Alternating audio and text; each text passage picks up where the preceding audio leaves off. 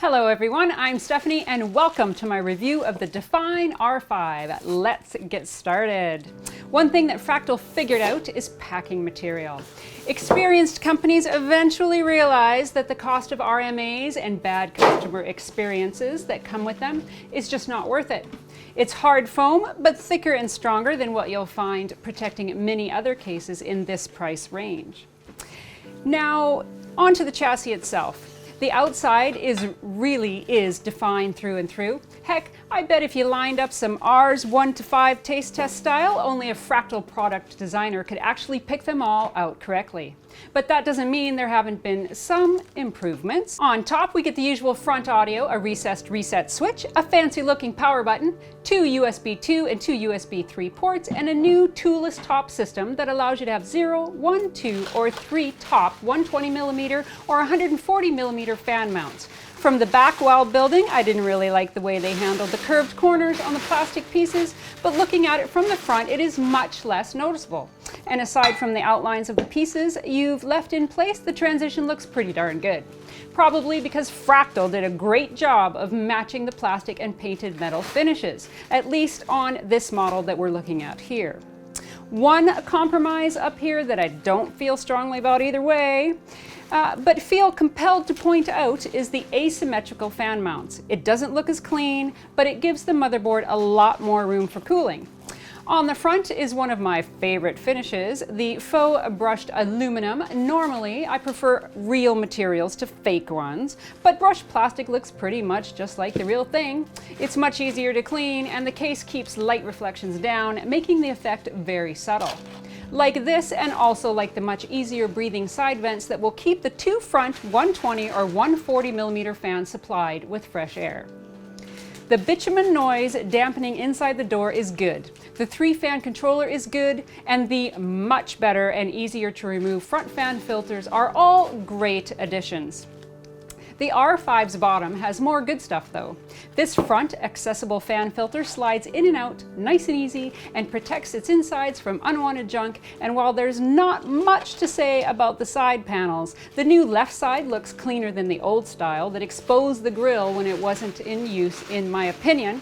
And the right panel now uses captive thumb screws, with the left opting for normal ones. A seemingly strange decision until you realize that you'll likely never use them, and thanks to the new latching mechanism.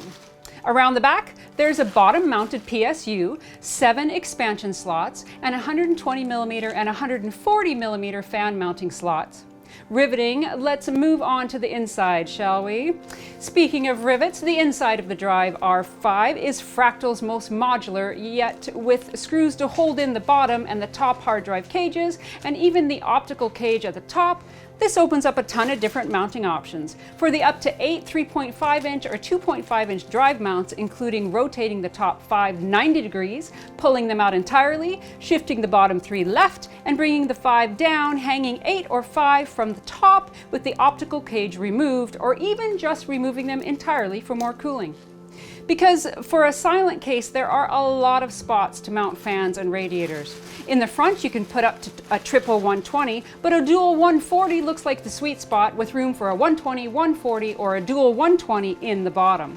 Albeit not necessarily at the same time as the front rad or long power supply, and up to a triple 120 or 140 in the top, as long as the total thickness of the fan and the rad doesn't exceed 55mm. Oh, and for good measure, you can throw a single 120 or 140 in the back. The motherboard tray's only remarkable characteristics, other than the usual big CPU cutout and the well-positioned cable management holes, were how surprisingly solid it is, even with the front bays that it anchors to be removed, and that way the motherboard area sits slightly recessed.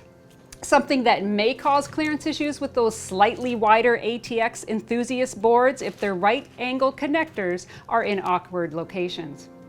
Now onto the build process. The inclusion of a post in the center motherboard standoff is awesome and keeps the motherboard in place while you screw it in.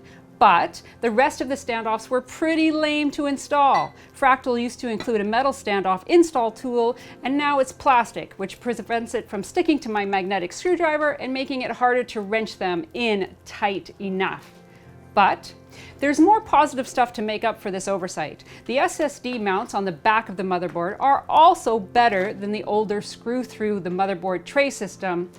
And I have to say I've seen Fractal use that. And as far as cable management is concerned, the Define R4 was ranking good to very good, with ample zip in the loops, lots of room in the right areas behind the motherboard tray to route those cables, and included Velcro straps.